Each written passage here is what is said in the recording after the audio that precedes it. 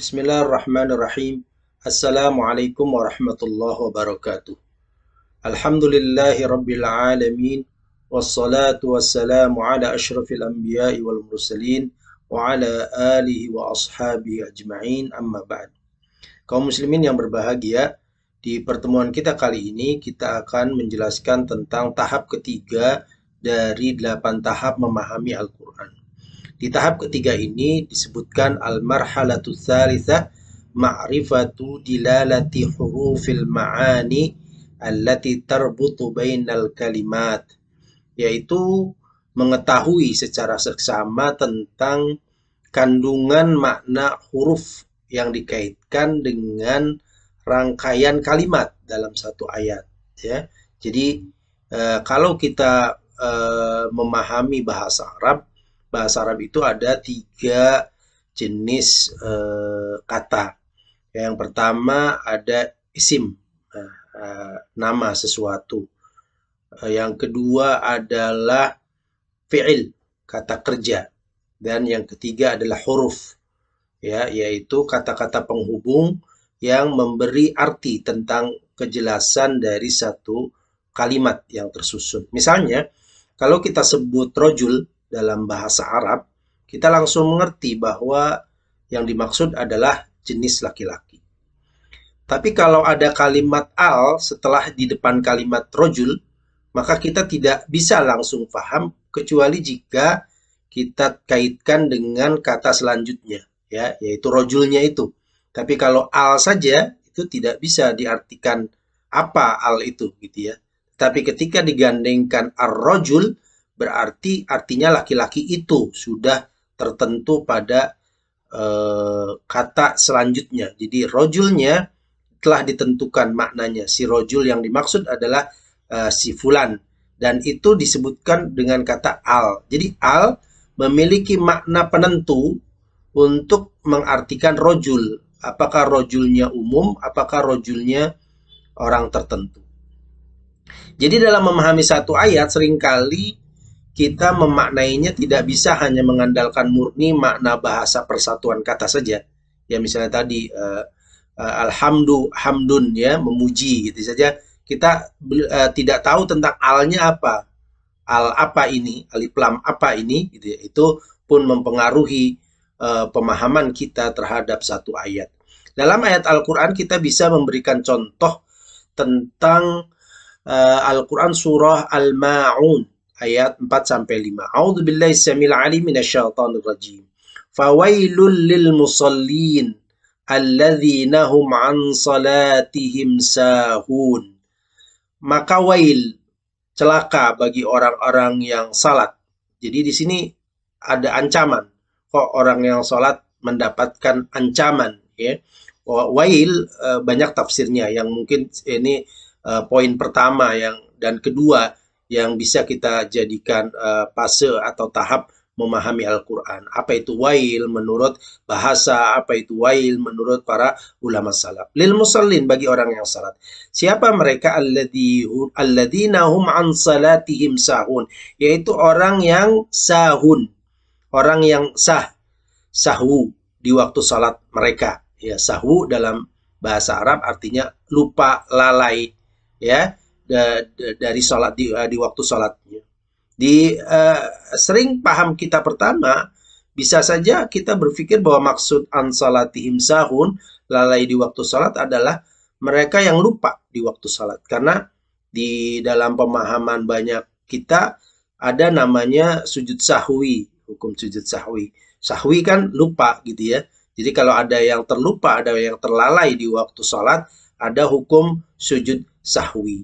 Makanya ada pula di antara kita yang berkomentar, ya, misalnya percuma kamu sholat juga kalau pikiran kamu kemana-mana, ya. Di dalam ayat ini diancam dengan wail.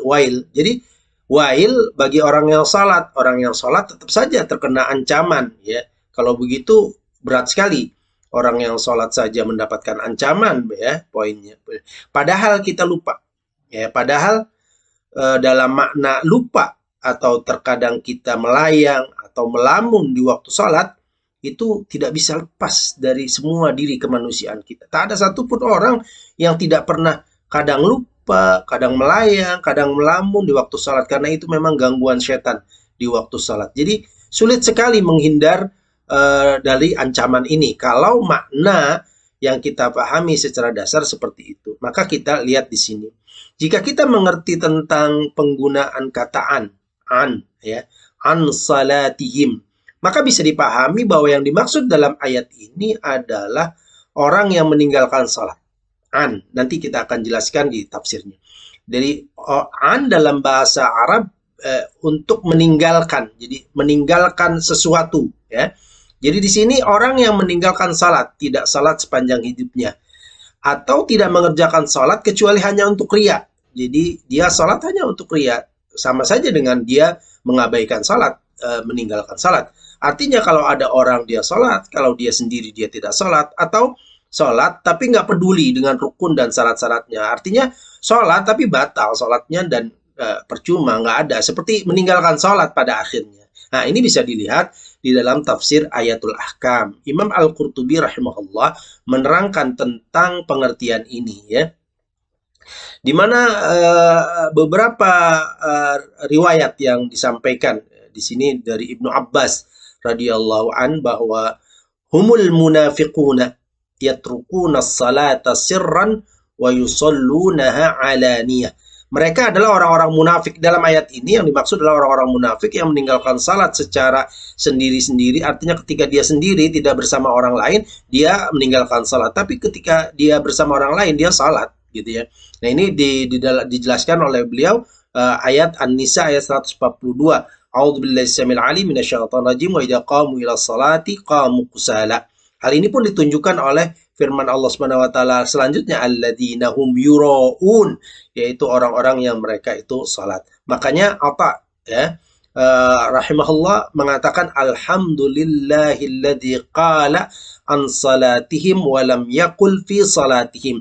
Maka Atta rahimahullah mengatakan segala puji bagi Allah yang berfirman an salatihim, tidak berfirman fi salatihim ya, dari salat mereka, tidak fi salatihim, di sama-sama huruf an fi. Tetapi Az-Zamakhsyari menjelaskan hal ini di dalam tafsirnya dengan satu dialog, mengatakan fa in qulta ayyu farqin baina qawlihi an salatihim wa baina qawlika fi salatihim. Kalau engkau bertanya apa perbedaan antara firman Allah Subhanahu wa taala an salatihim dengan perkataan kita fi salatihim, saya menjawab makna an di dalam ayat ini annahum sahuna anha sahwa tarkin laha wa qillati iltifatin ilaiha wa dzalika fi'lul munafiqin awil fasaqati syuttari minal muslimin. Maknaan dalam ayat ini berarti mereka sahuna anha, melalaikan darinya, yaitu lalai meninggalkannya. Jadi meninggalkan maksudnya sahu tark. Jadi an di sini maknanya tark, meninggalkan. Dan sedikit sekali perhatian mereka terhadap sholat ini. Dan inilah sholatnya orang-orang munafikin.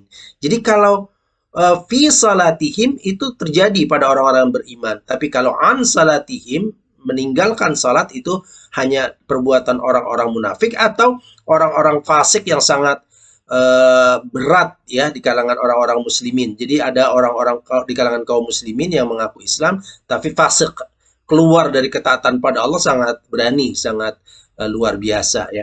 Sedangkan makna fi dalam ayat dalam suatu kalimat an-nasahwa ya'tarihim piha, artinya kalau kita lalai di dalam waktu sholat kita, kadang lupa, kadang melamun, kadang ingat sesuatu yang bukan berkaitan dengan sholat, itu tak ada satupun yang tidak terkena ya, karena ini adalah biwaswasati syaitan, karena ada waswas syaitan au hadithi nafsin, atau cerita hati, cerita jiwa, angan-angan hati, angan-angan jiwa.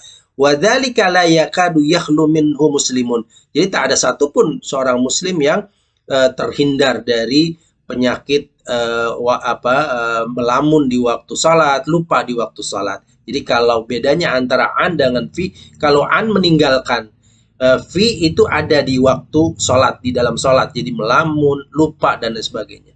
Untuk itu, kewajiban kita adalah memperhatikan selalu beberapa langkah dalam memahami Al-Quran. Nah, 3 langkah yang sudah kita lewati ini dan sudah kita jelaskan, jadi harus terus diperhatikan dalam memahami ayat-ayat Al-Quran. Semoga Allah SWT memberikan manfaatnya buat kita sekalian. Subhanakallahumma wa bihamdika asyhadu an la ilaha illa anta astaghfiruka wa atubu ilaik. Assalamualaikum warahmatullahi wabarakatuh. Hasmi TV, media kebangkitan Islam.